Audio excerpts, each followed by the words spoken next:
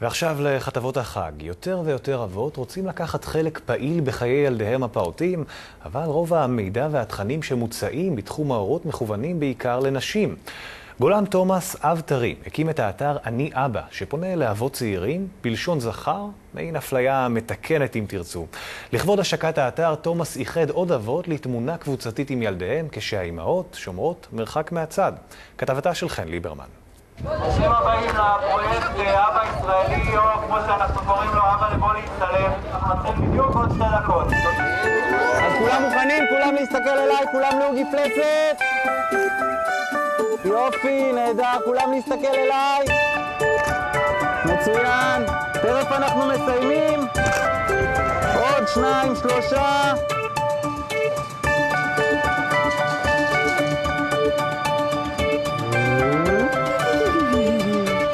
אשתך בבית, למה אתה עושה את זה? אשתי בבית, אבל אשתי כל היום איתה, ועכשיו זה הכיף שלי להיות איתה. רוצה את אנדי? בואי נראה מה הכנת לנו. אוי אוי אוי אוי. ככל שתאי המשפחה המודרנית נהיים שונים ומגוונים, כך גם תפקיד האב במשפחה הולך ומתגמש. יש לנו פה למטה פארק כלבים, שכל הכלבים של השכונה משחקים. שם אותה במנסה, יורד איתו למטה, איתה. אז השעה כזה, היא נחה קצת בצהריים. יורדים ביחד. תגידי, כשאת משווה עם חברות שלך שיש להם ילדים, זה שונה מהדינמיקה או שכל האבות היום כאלה? את האמת שיש ויש. אפשר לראות שהיום האבות הרבה יותר מחוברים לכל העניין הזה, ומנסים כאילו להיות יותר עם הילדים ויותר בעניין, אבל יש גם כאלה שפחות מתחברים. חוזרים הביתה ורוצים את השקט שלהם ורוצים את הטלוויזיה ואת המחשב ואת הטלפון זהו, אבל מה, אנחנו לא חוזרות הביתה מהעבודה? כן. אבל זה לא אותו דבר. למה? כי זה עדיין באיזשהו מקום תפקיד של אמא. ילד שאוכלים לה את הרגליים, זה הכי כיף לה. נכון? מה זה?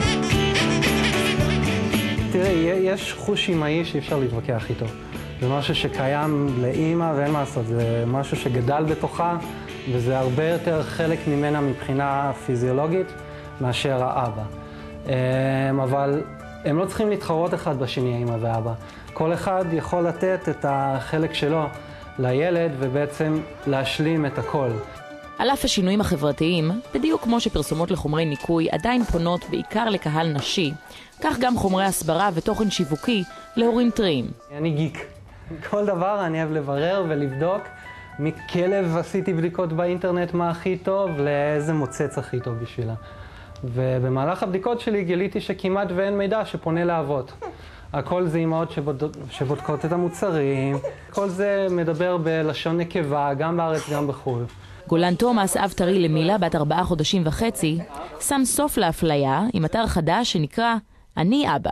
פניתי לכל מיני אנשי מקצוע, יועצי שינה ופסיכולוגים וגנן ומדריכי כושר, בכל תחום אפשרי שיכול להיות קשור להיות אבא וילדים.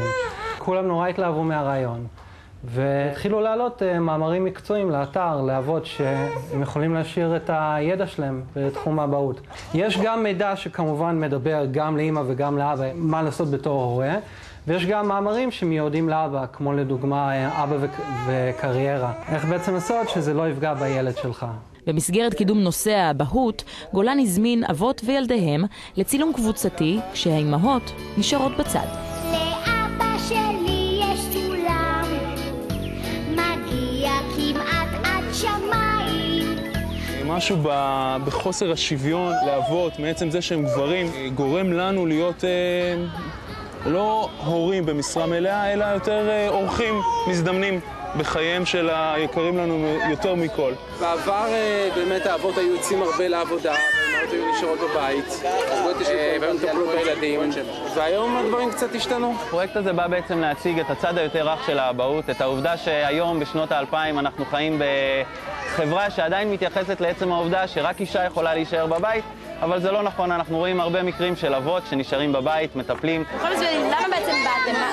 מה המטרה של הדבר הזה? את לא רוצה לשמוע... הנה, רוצה, אז מה? לא, סתם באנו, אין לי מושג, ראיתי את זה בפייסבוק ובאתי. למה אתה באת? כנ"ל. אני פה בגלל אני בטוח שהם יגיעו הביתה, הם יקבלו אחר כך גם עותק של תמונה, והאישה תסביר להם טוב מאוד מה המשמעות ומה המקום שלהם בתמונה. מיקי, אחד האבות בתמונה, הביא את רועי בת 1.5 שנה יחד עם בן הזוג שלו, בעזרת אם פונדקאית. בטח שואלים אתכם, האם הצד הנשי, האימהי, האינסטינקט האימהי שאנשים אוהבים לדבר עליו, כאילו מבינים מהו? אז יש לנו תשובה מאוד ברורה. האינסטינקט האימהי זה אינסטינקט, והוא לא בהכרח פורץ רק אצל אמהות. גם אצל אבות יש את זה, מסתבר. אסור לה להכניס את זה לפה. היא יכולה. רגע שמתחילים לסחול, אז הם יכולים הכל להכניס. זה מה שקורה כשנותנים לה...